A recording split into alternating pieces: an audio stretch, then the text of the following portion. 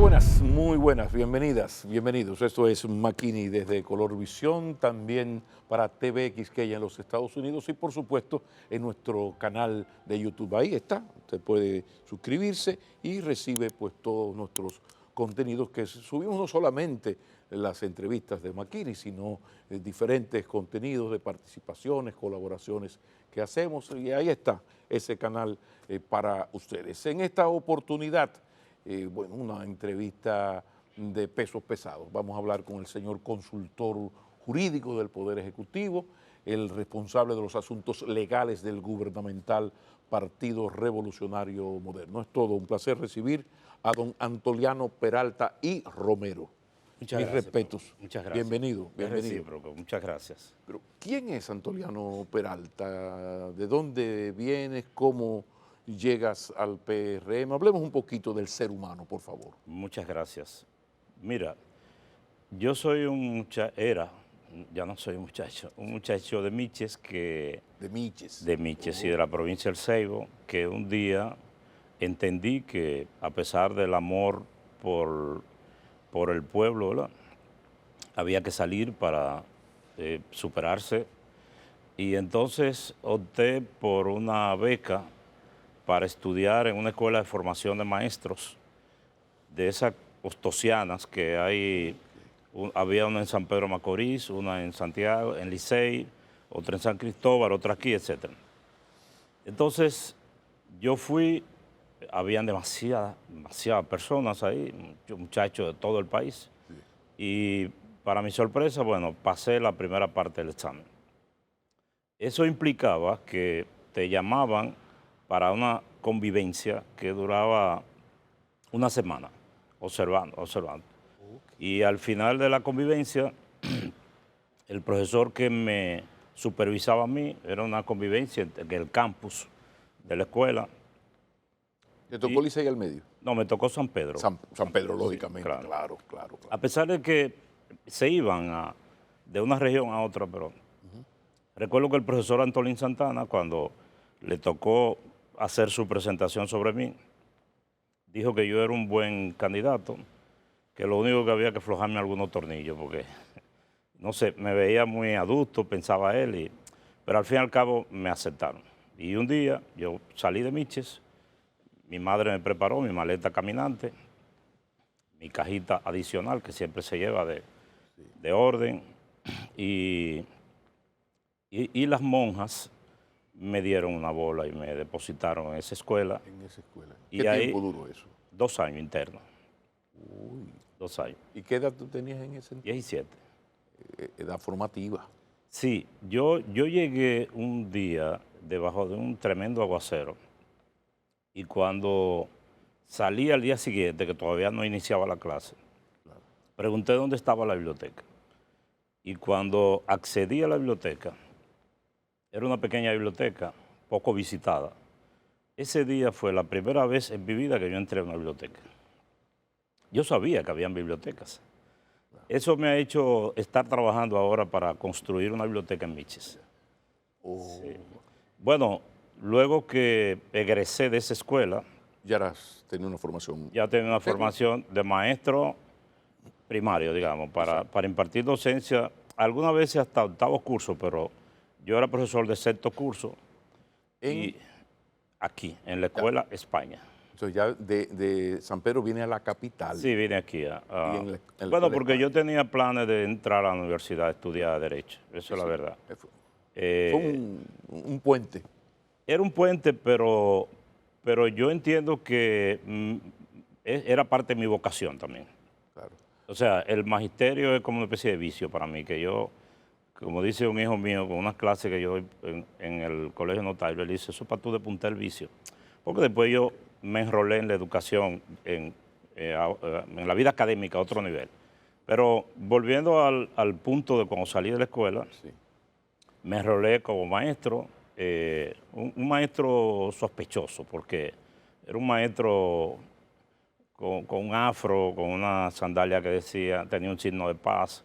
Medio hippie, la época de los hippies. Que le hablaba cosas raras a los estudiantes y la directora le preocupaba eso y se paraba. ¿Y militancia política? ¿No te sedujo el FEFLA, la UNER?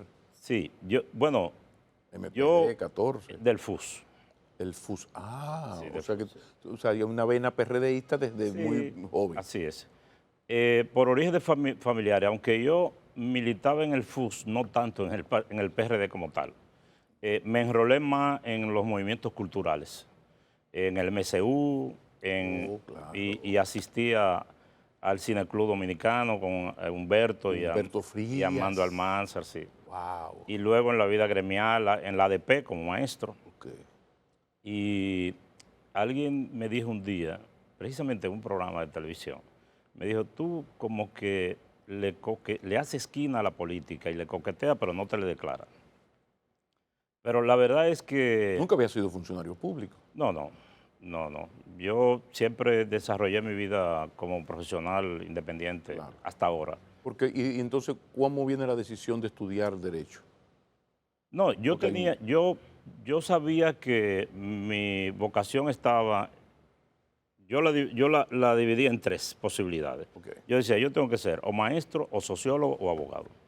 Y como sabía que además de la vocación había que comer, entonces opté por la carrera de Derecho, que la verdad me gustaba.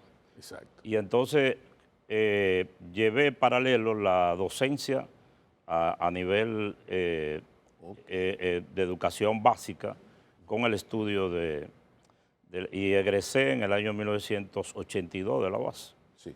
Y desde entonces he estado siendo abogado. ¿Y en qué momento tú te dices, mira, Antoliano, llegó, Duarte llegó la hora, o sea, yo tengo que militar un poco más, yo tengo que comprometerme más, porque ya a ti en los últimos años se te vio ya muy de cerca con el hoy presidente? O sea, ¿en qué momento se toma Sé esa decisión? que yo escribí esto en un artículo, esto que te voy a contar ahora.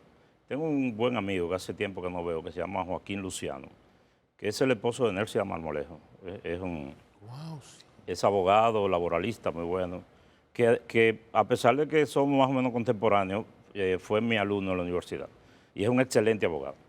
Y Joaquín Luciano, en un humor muy fino, un día me dijo, ¿qué es lo que tú aspiras? Porque tú lo que quieres es ser un notable, yo creo. Me dijo, me dijo, yo lo escribí eso. Me dijo, porque yo veo que tú participas en actividades públicas, pero no te involucren. Me dijo, cuidado si tú lo que quieres es ser un notable. Entonces yo le dije, mira, yo creo que los Peralta no dan para notable. Peralta Romero no tiene sonido. Rafael es tu hermano, ¿no? Sí, Rafael. Rafael Peralta Romero, o sea que hay una vena creativa, literaria de alto nivel. Bueno, Claro. Rafael se decidió por ser escritor y mucha gente incluso lo cree. Sí, Eh, pero tú me preguntaste cuándo yo decidí. sí, sí, el momentum. Exacto. Yo tengo un buen amigo que es el doctor Emanuel Esquea, que siempre me invitaba a que me decidiera, porque yo tenía incluso un hermano que era diputado del PRD, el mismo Rafael era militante, lo es, sobre todo en el área cultural, con Tony Raful y eso. Y Exacto. entonces una de las razones también por la que yo estaba en esa abstención política es porque yo milité en actividades que implicaban eso. Por ejemplo, yo fui miembro de la Junta del Distrito, miembro de la Junta del Distrito. Aún después que salí, me invitaron a unas actividades, yo dije, no, pero hace meses yo era miembro de la Junta en calidad de independiente, yo no puedo. Y antes de eso, estuve en la dirección del Colegio de Abogados con un criterio, y era el criterio de que el Colegio de Abogados y los colegios profesionales debían estar al margen del partidarismo. Entonces yo formaba parte de un grupo gremial que dirigimos el Colegio de Abogados por 2 periodos con ese criterio. Entonces Luciano no estaba muy lejos de la realidad. Quizá el concepto de notable no era el adecuado, pero sí tu forma de ser no va mucho con esa militancia ciega, apasionada, irracional, incluso, que se practica mucho en la política. Así es. No tuve una militancia tradicional, pero mencioné a Manuel Esquea porque él un día me dijo, ¿cuándo que tú te vas a decidir? Y yo le dije, cuando tú seas candidato. Y un día me mandó a buscar. Me dijo, quiero verte. Yo digo, está bien, paso por tu oficina. Y me dijo, mira, yo voy a lanzar mi candidatura, tú me dijiste. Sí. Y yo le dije, está bien. Vamos arriba. Exacto. Entonces yo comencé a ser una especie de coordinador con Emmanuel y luego cuando él hice ahí una amplia actividad tratando de que él fuera candidato. Luego impulsé la posibilidad de que doña Milagro lo fuera, que fue en el periodo en que Miguel Vargas ganó la convención. O que tú apoyaste a doña Milagro pero frente a Miguel Vargas. Pero muy de lleno, muy metido. Ya había... No, ya yo había roto. El gusanillo de la política te había tocado. Bueno, ahí fue cuando uno de mis hijos preadolescentes me dijo, yo sabía que un abogado no era más que un político en su larva, me dijo él. No sé dónde oyó eso. Bueno, después ya yo estaba metido, me había decidido por la actividad política, tenía ese tipo, digamos, de entrenamiento en actividades sociales y grupales, y entonces vino la propuesta del joven Luis Abinader, que un día me invitó a una reunión personal con él y me dijo que si aceptaba acompañarlo. No hice como las muchachas que le proponen amor y lo piensan, sino que le dije que sí, de inmediato. De inmediato. Sí, entonces yo pasé primero a coordinar en el primer periodo el sector externo y luego el área legal de la campaña, pero el área legal no en el proselitismo, porque hay un frente de abogados, sino un equipo de abogados que se formó para los insumos jurídicos del programa, el discurso legal de los candidatos. Y desde entonces, ahora miro para atrás y me doy cuenta de que el camino ha sido... Claro. Y así es fácil entender por qué eres hoy el consultor del Poder Ejecutivo. Vámonos a la pausa porque no hay almas que salvar, pero sí temas importantes que tocar. Ya regresamos a continuar esta conversación con Antoliano Peralta y Romero. Siempre hay que recordar a la Santa Madre, el señor consultor del Poder Ejecutivo. Ya regresamos.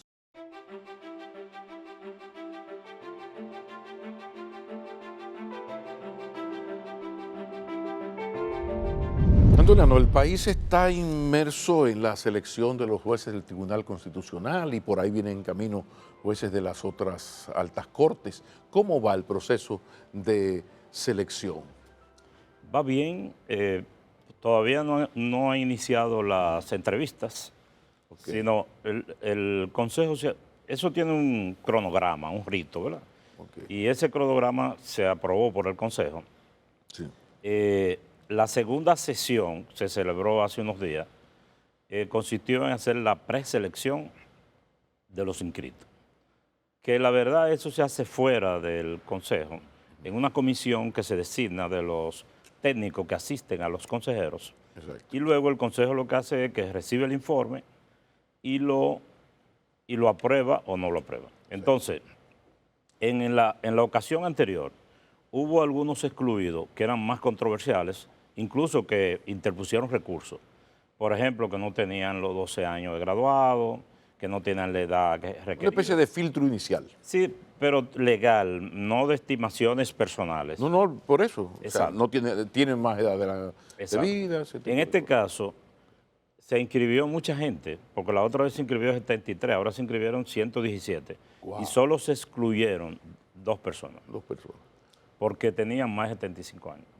Okay. ¿Y el próximo paso cuál será? ¿Hacia dónde vamos ahora? Bueno, esa lista... Los 115 están ahí, ok. Se publicó. Sí. El próximo paso es que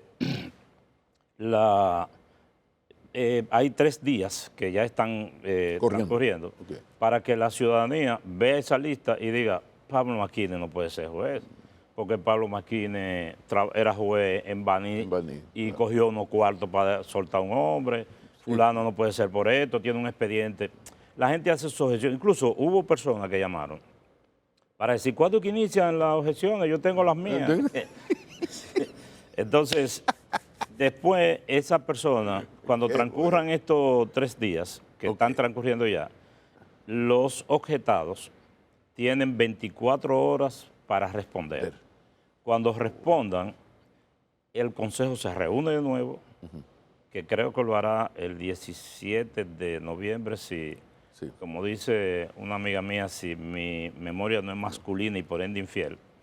dice una amiga que no va a mencionar su nombre, el 17 de noviembre, quizás, creo que sí, se reúne el Consejo para conocer de las objeciones.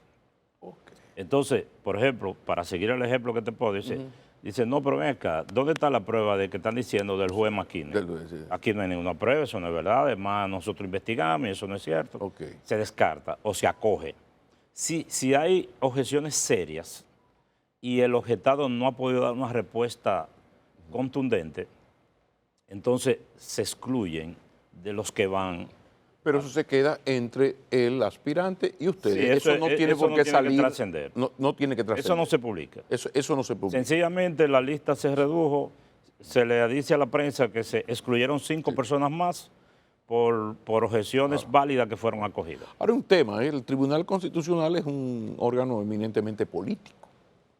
Sí. Pero entonces tenemos que hablar de el perfil, cómo tú ves el perfil de ese miembro de ese tribunal que es muy político, pero al mismo tiempo tenemos un presidente muy cerrado en que ahí no haya dirigentes muy ascético políticos. con eso. Sí, está cerrado en eso, ahí no cede. Bueno, mira, Pablo, lo que pasa es que el hecho de que el Tribunal Constitucional cumpla una función política y de gobernabilidad no quiere decir que necesariamente sean políticos. Ahora, yo digo que deben ser jueces, académicos, abogados, que sí tengan sentido de la política. Que sí tengan sentido de la política. Y te voy a poner un ejemplo. Yo estaba sentado en el Tribunal Superior Electoral esperando una audiencia en una ocasión. Y había una discusión sobre 2 candidatos de una provincia del sur, que uno decía que le habían robado los votos, 2 candidatos internos del mismo partido. Y entonces la discusión era que tenía una diferencia pequeña de votos y que le habían trastocado las actas, que esa acta la habían llenado en una oficina de un pueblo. Y yo me quedé mirando a Marino Mendoza, que estaba entre los jueces, y yo dije, el único que está entendiendo eso es Marino Mendoza. Mi amigo Marino. ¿Por qué? Porque ha sido político. Yo creo que una persona que haya sido política, pero preferiblemente que no sea un militante, una persona que tenga sentido de la política. O sea, que el presidente se refiere más a no poner ahí a un militante cotidiano de un partido y menos a un dirigente. Sí. Ahora, un hombre que tenga una experiencia de Estado, que haya sido político, y el mejor ejemplo es el presidente del tribunal, o sea, el mismo Milton Ray. O sea que sí se podría, yo te digo porque a veces se cometen injusticias.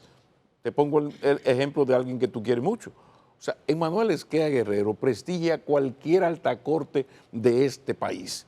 Y ha sido un PRDista de chiquitico, desde Caldera. Desde Caldera a Baní. Y podría mencionarte otros. Entonces quizás esa actitud tan antipolítico es peligrosa. No, mira, en la propuesta de reforma constitucional que está durmiendo ahora, ese tema se trataba de este modo: que no haya tenido militancia política en los últimos 5 años. Pero no que no haya sido político. Pero además, prácticamente imposible. Pero hay gente que tiene sentido de la política que no es un dirigente político. Claro, claro. No, un asunto es el extremo, por ejemplo, que se dio de tú sacar a un miembro del comité ejecutivo, del comité central y ponerlo al frente de una alta corte, eso ya choca. Hay algo que llama mucho la atención. Para ser presidente, aquí tuvimos un candidato de 94 años y como va el presidente Fernández, si no gana en el 24, tendremos uno de 79 en el 28. Sin embargo, el aspirante a miembro del Tribunal Constitucional no puede tener más de 75 años. ¿No es eso injusto en un mundo donde tuve un hombre, el mejor ejemplo de eso es doña Milagros? Así es. Maravilloso.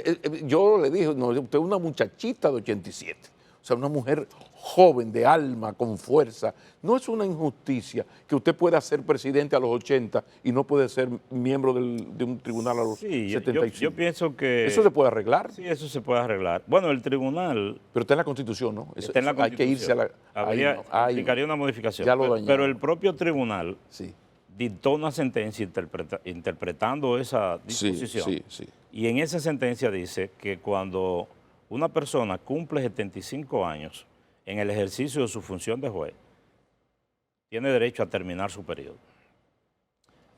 Ahora, por ejemplo, hay personas que están optando, que tienen 72, por ejemplo. Entonces, si esa persona tiene 73 años, 74, tiene derecho.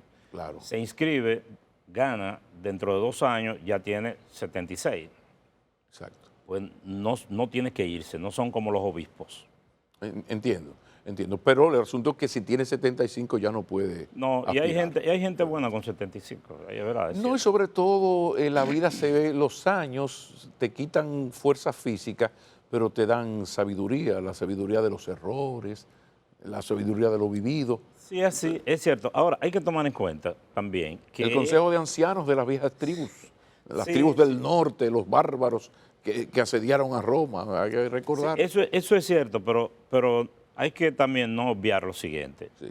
Mira, tú mencionaste a Doña Milagro, que cuando el presidente publicó el tuit diciendo que la iba a nombrar en la dirección de ética, ella me dijo a mí, ¿viste lo que publicó Luis Abinader? Sí, me dijo, voy a andar con mi acta de nacimiento en la cartera para que me dejen tranquila. No, pero Doña Milagro es una excepción. Por ejemplo, el mismo Hipólito Mejía es un hombre muy enérgico. Sí. Tiene más de 80 años, ¿verdad? Sí, 82. 82. Un hombre como Hipólito, si fuera un jurista, por su lucidez, porque Hipólito es igual que como era cuando tenía 40 años. Ahora, mira, hay un problema de estadística y de promedio también. Nosotros mencionamos 2 personas que han llegado a esa edad saludable. Pero también. Pero son 9 años. El Tribunal Constitucional son 9 años. Si tú nombras un grupo de jueces de 75 años, van a llegar a 84. Claro. ¿Verdad? Es posible que en el camino se te muera alguno, se enferme alguno. Hay más posibilidades que si fueran gente un poco más jóvenes. Yo creo que algunos del conjunto del juez pudiera tener una edad. Sí, no, porque ahí entra el Consejo Nacional de la Magistratura.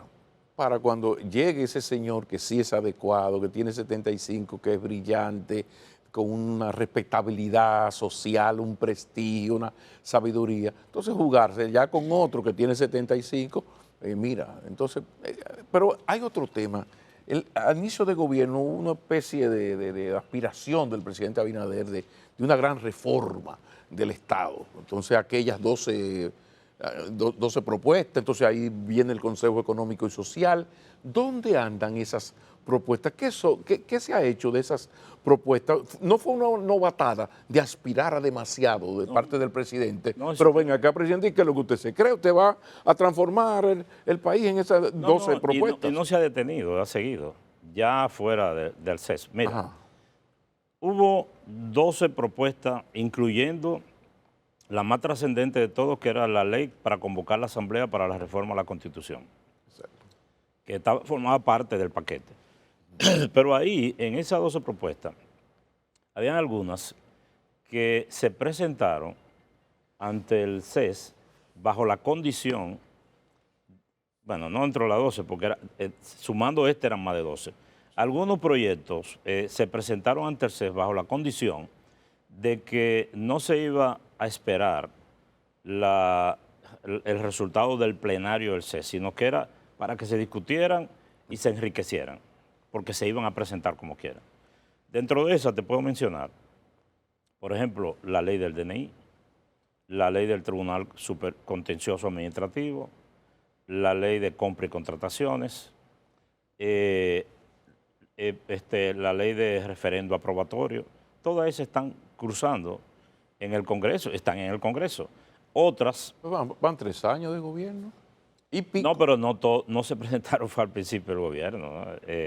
Pero algunas se han aprobado. Pero ¿cuáles han salido? ¿Cuáles están más avanzadas? Por ejemplo, lo del DNI, hay toda una discusión en torno a la del DNI. Sí, pero la del DNI está en curso. La reforma de la seguridad social, esa es pesada. Sí.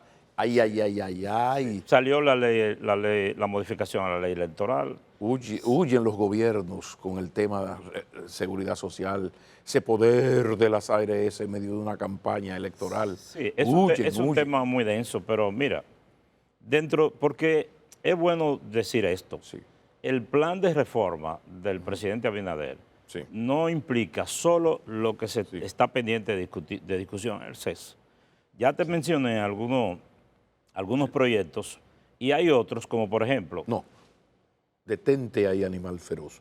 Vamos a una pausa y así con tiempo vamos desgranando una a una esas propuestas que, insisto, fue una iniciativa presidencial que yo consideré, pero caramba, presidente, usted quiere reformar el Estado. Después de la pausa continuamos esta conversación. Ya regresamos.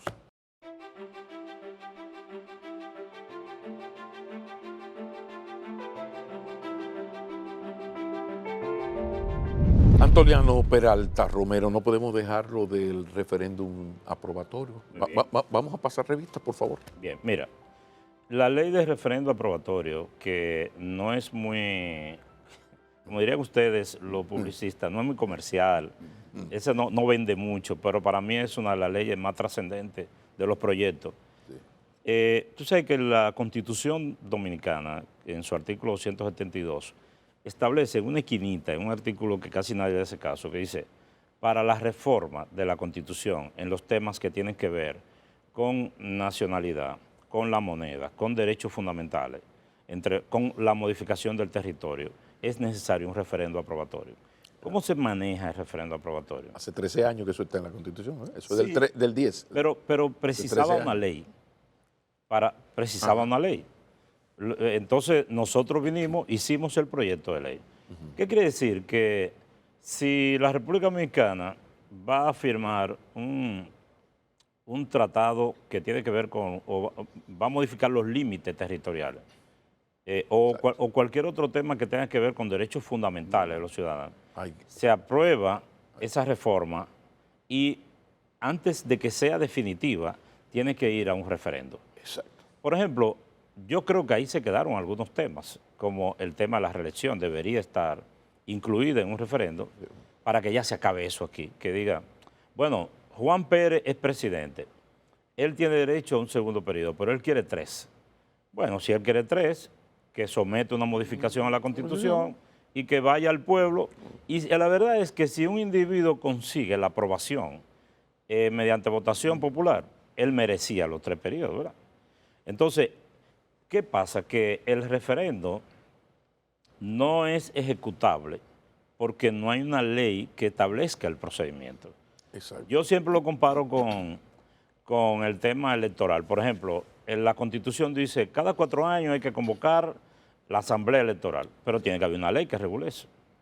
¿Verdad que sí? Claro. Entonces, no hay referendo. La gente, cuando estábamos con el tema del Código Penal... Pero ya la propuesta de esa ley tiene ya un par de años. Sí, tiene más de un año. O sea, pero tenemos fe, tengamos fe.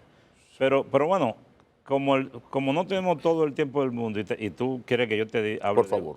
De otros temas, de otros proyectos. Por ejemplo, se aprobó el proyecto de fideicomiso público, que fue objeto de una amplia discusión, porque aquí hay una ley que regula los fideicomisos inmobiliarios para el sector privado y sobre esa base el gobierno anterior hizo unos fideicomisos que funcionaron muy bien. Exacto. Pero la verdad es que no tenían una sustentación legal. Exacto. Entonces nosotros dijimos, bueno, los fideicomisos son buenos, pero es bueno regularlo. Claro. Se hizo el fideicomiso de Ciudad Juan Bosch, el fideicomiso de Redevial. No existía la ley de fideicomiso público. No existía. Entonces, se hizo una ley de fideicomiso. Claro. Pero ahora hay un tema muy parecido y no es una primicia, porque yo lo había comentado en otro medio, pero esto no ha sido suficientemente difundido. Lo vas a decir donde tenías que decirlo. Donde tenías que decirlo para que lo sepa todo el mundo. Claro. Mira, hay empresas públicas que son aquellas donde el Estado tiene la totalidad o la mayoría del capital. Pero no hay una ley que regule las empresas públicas. Hay una ley de sociedades privadas. ¿Punta Catalina, por ejemplo? Sí. Bueno, Punta Catalina es una empresa pública que fue constituida en este gobierno. Exacto. Pero yo te voy a mencionar algunas. Por ejemplo, las EDES son empresas públicas. Claro. Todas aquellas actividades del gobierno que son para generar beneficios, que son lucrativas, son empresas públicas. Pero no tienen una ley que le dé sustentación normativa. Entonces, se constituían antes y se han constituido ahora la ONSA, la OPRE, Punta Catalina, Refidonce es una empresa pública, el Banco de Reserva. Radio Televisión Dominicana debe constituirse como una empresa pública, es una empresa comercial que compite.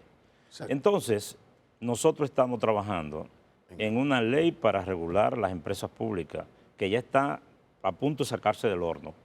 Pero sí, el del horno es de la consultoría de para la el Congreso. Para el Congreso, sí. Sí, pero ¿y el PRM no puede agilizar un poco a sus legisladores como, óyeme, por favor, vamos arriba porque obras son amores y no buenas intenciones? Sí, bueno, son lentos, miel de abeja. Mucho trabajo también, mucho trabajo. Sí. Han salido, algunas de esas leyes han salido. Entonces, sí, otra ley que es que yo debo decir que es de la paternidad de la consultoría y que si por algo quiero que me recuerden cuando deje de ser consultor es por esta ley.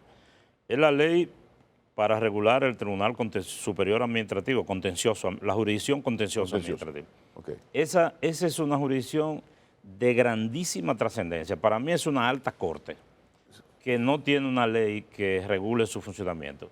Y suponte tú que esa es la única jurisdicción o la principal jurisdicción donde los ciudadanos pueden ir a hacer reclamos por los atropellos o la violación de sus derechos de la administración pública. Y entonces este gobierno propone un proyecto de ley para darle más fortaleza a la ciudadanía. ¿Y eso no se parece mucho al defensor del pueblo?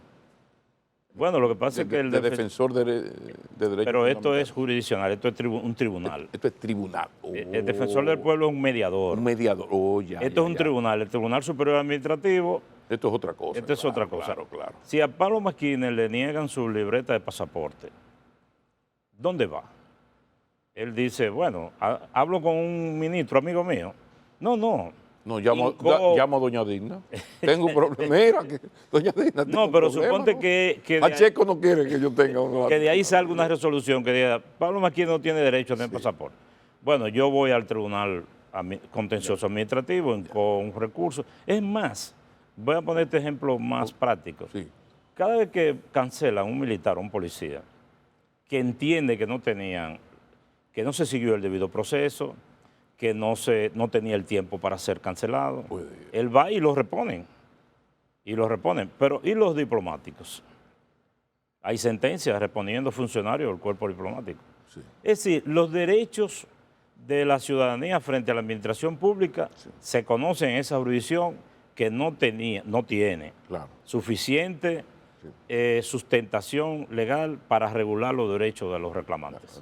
Antoliano Peralta, hay un asunto sumamente importante, revolucionario, quizás el paso más trascendental hasta ahora del gobierno de Luis Abinader, y es esa independencia relativa del Ministerio Público, sobre todo en lo que tiene que ver con temas de corrupción. Eso ha sido revolucionario y está ahí, y el listón se le va a quedar alto para el que venga en el 24 o en el 28. Después de la pausa vamos a hablar de las iniciativas para blindar a ese Ministerio Público para que su independencia, por lo menos, relativa independencia, por lo menos lo que tiene que ver con lucha contra la corrupción y cero impunidad, no dependa de la calidad, de la buena intención de un presidente, que es lo que estamos disfrutando ahora, que eso se llama Luis Abinader, pero Luis Abinader en el mejor de los casos va a estar ahí hasta el 28. Después de la pausa seguimos conversando con Antoliano Peralta Romero.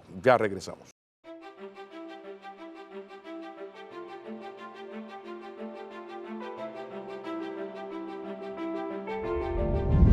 Antoliano Peralta Romero, consultor jurídico del Poder Ejecutivo. Hay que blindar el Ministerio Público para que se mantenga esa relativa independencia, porque sin régimen de consecuencias la democracia dominicana va por muy mal camino. Hablemos de esas medidas. ¿Cómo van esas cosas? Bueno, como tú lo has dicho bien, la Constitución actualmente le permite al presidente designar al jefe del Ministerio Público, que es el Procurador General de la República, que a su vez el jefe y líder del Consejo del Ministerio Público, que es donde se preparan los concursos para nombrar a todos los fiscales. Es decir, el Procurador es el líder del Ministerio Público. Sí.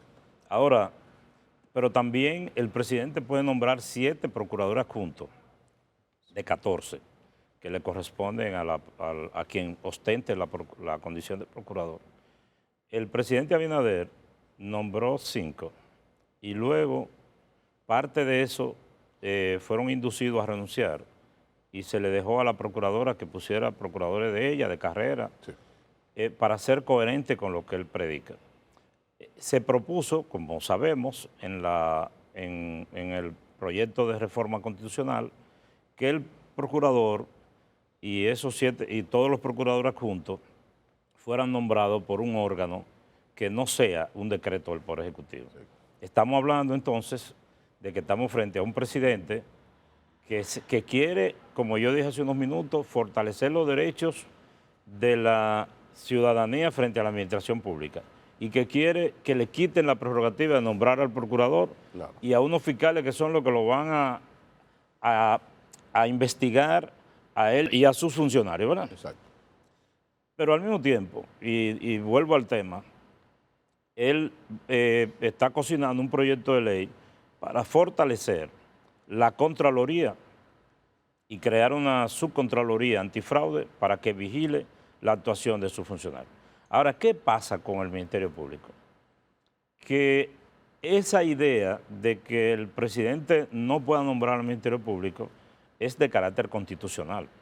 Exacto. Como la reforma a la Constitución está frisada, eso también está frisado. Entonces, ¿qué es lo que se puede hacer sin modificar la Constitución? Bueno, surgió la propuesta del Ministerio de Justicia, que no es todo lo que aspiramos con respecto al Ministerio Público, pero es parte de lo que se iba a hacer como quiera, pero que sí se puede hacer sin reformar la Constitución. ¿Dónde está ese proyecto para la creación del nuevo ministerio, del Ministerio de Justicia? El proyecto para la creación del Ministerio de Justicia está en una comisión de la Cámara de Diputados.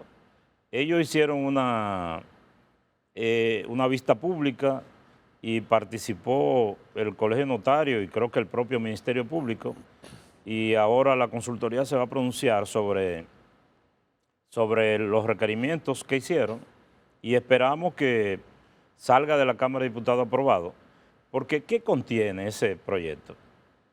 Ese proyecto lo contiene con respecto al Ministerio Público, porque sí, trata otros muchos temas, que le quita al Ministerio Público toda la carga administrativa que no le está impuesta mediante la Constitución.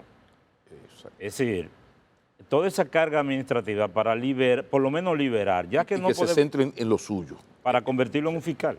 Sí, eso es como educación construyendo escuelas, por ejemplo. Exactamente. Sí, bueno, que Dios vale. Pero el Ministerio Público construía cárceles.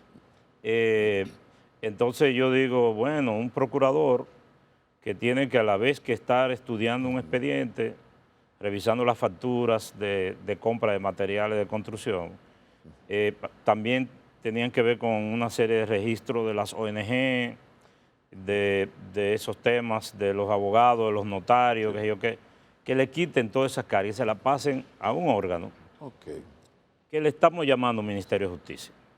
Se pudo haber llamado como sea, pero un órgano que se encargue del INASIF, de las cárceles, de las ONG, de registro de abogados, de registro de notarios, etcétera. ¿Y qué pasó con la Cámara de Cuentas? Porque ahí hubo otra novatada, parece, porque ahí no se entendieron nunca jamás. De repente se estaba acabando el mundo y de repente alguien sacó el tema a Cámara de Cuentas de los medios de comunicación, ya no pasa nada, no se habla, y eso es sumamente grave porque este gobierno, este presidente ha apostado mucho en el asunto de la honestidad, la lucha contra la corrupción, incluso eligió la honestidad como concepto básico de su campaña. Ahora hay una cosa maldita, sin auditoría de Cámara de Cuentas difícilmente hay sentencia definitiva, porque la Cámara de Cuentas es la que te dice si lo hiciste bien o lo hiciste mal, si hubo o no fallo. ¿Qué es lo que ha pasado con la Cámara de Cuentas? Mira, Pablo, te voy a hacer un símil. Terrible aquello. Te voy a hacer un símil. Sí. Cuando unos jóvenes abogados incoaron un recurso de amparo contra la vacuna en plena pandemia, en plena pandemia, todo el mundo con la cara tapada y gente con tubo puesto, y ellos fueron al tribunal, precisamente al Tribunal Superior Administrativo, a decir que se impidiera poner la vacuna. Y yo publiqué un tuit que fue controversial, que decía, espero que si prospera la demanda, por lo menos el 90% de la gente ya se haya vacunado. Y una periodista distinguida, amiga tuya, y puedo mencionar su nombre porque no fue nada incorrecto, que es la amiga María Elena Núñez, ella me dijo en un programa, querida amiga, ¿cómo se explica que si usted es el consultor jurídico, usted suponga que eso pueda prosperar una demanda? Y yo dije, bueno, porque existe un país donde hay un presidente y un consultor jurídico que suponen que la justicia va a decidir y que no tienen por qué prejuiciar o presuponer que la posición del presidente va a prevalecer o del gobierno. Yo traigo a colación eso para decirte que en el caso de la Cámara de Cuentas ocurrió lo siguiente. El partido de gobierno, el partido del presidente dijo, estamos de acuerdo con el juicio político, pero no prosperó. Y el presidente tiene mayoría, el PRM tiene mayoría en la Cámara de Diputados, que era quien tenía que hacer la imputación. Pero ese es el estadio que debemos aspirar de la democracia. Que si un diputado dice, porque a mí me dijo un diputado del PRM, lo que está ocurriendo, a pesar de que la comisión recomendó, sí, lo que está ocurriendo con los miembros de la Cámara de Cuentas es que ellos se están matando entre sí. Ellos son irreconciliables, me dijo alguien, pero eso no está contemplado como una causa inmediata para el juicio político. Y bueno, pues entonces no habrá juicio político. Lo que es grave, porque entonces con este dime y direte de ellos en los medios de comunicación, no son motivos suficientes para el juicio político, pero la credibilidad de la institución rueda por el suelo. No, pero claro, no, y de ahí se puede derivar, de ahí se puede derivar, de ahí se puede derivar causales, porque si descuidan el trabajo, pero veo que ellos han soltado un poco la diatriba pública, por lo menos. Como siempre ocurre en medio de la campaña, lo pervierte todo, incluso la sustitución de jueces de una Cámara de Cuentas. No era el momento, en verdad, no era el momento para iniciar en medio de estas bajezas predominantes en una maldita campaña electoral que, repito siempre, lo pervierte todo. Eso ha tenido que quedarse así. Pero yo agradezco especialmente que hayas aceptado, digo lucha, un trabajo arduo, pero lo hemos tenido aquí. Tuviste que llamar. Sí.